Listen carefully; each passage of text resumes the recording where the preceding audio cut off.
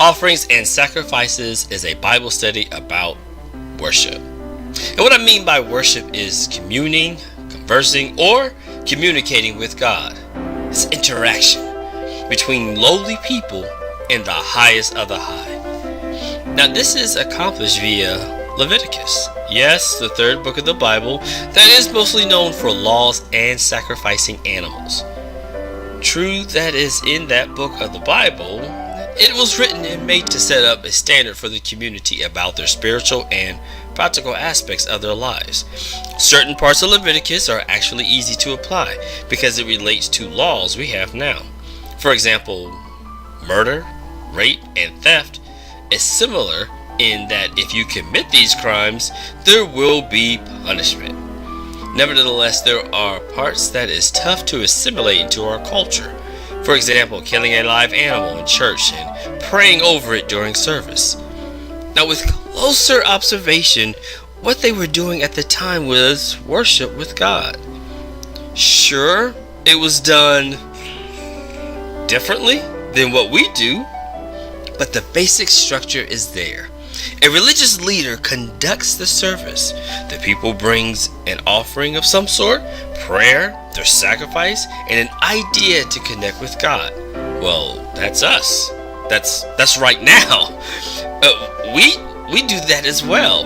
Now, we come to church, there's a religious leader, we bring tithes and offerings, we pray, sing, we often have to make some sort of a sacrifice, and of course the idea is to, connect with God. Now, knowing this is why Offerings and Sacrifices is about relating the book of Leviticus to worship. Granted, not the entire book is regarding worship. Some of it is also on preparation. Now, I know what you're thinking. Preparation? What preparation?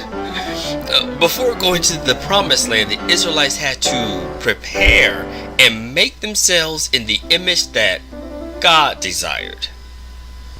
Notice how I said the way that God desired and also how He stated, and not how the Israelites selected and wanted. This also applies to us now.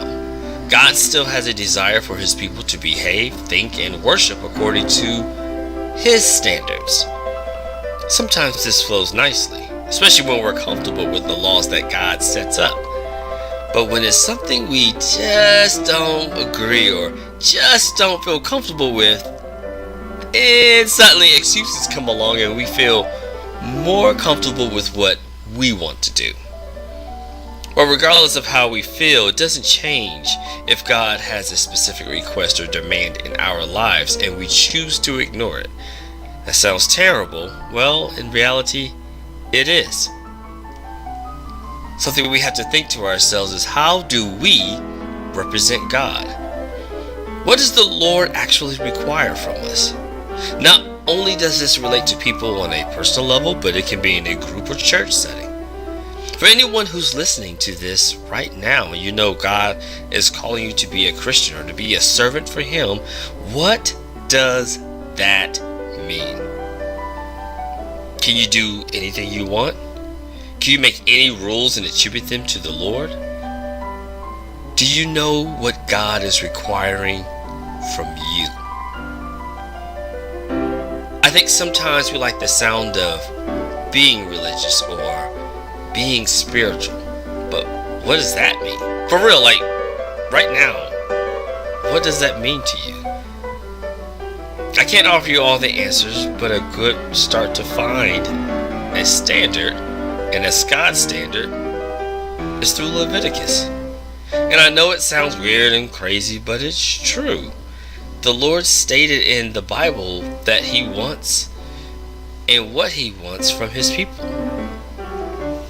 True, everything might not relate exactly, but the truth is still there.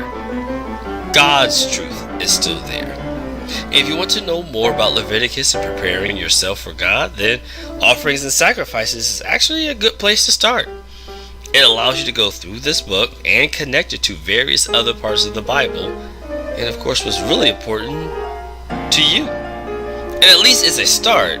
It means to learn and to know for yourself, what does God require from me? How can I prepare myself for worship with Him? Well, thanks for your support, and for more information, visit the main site to the book in the description below. Be blessed and know that God has a plan for you.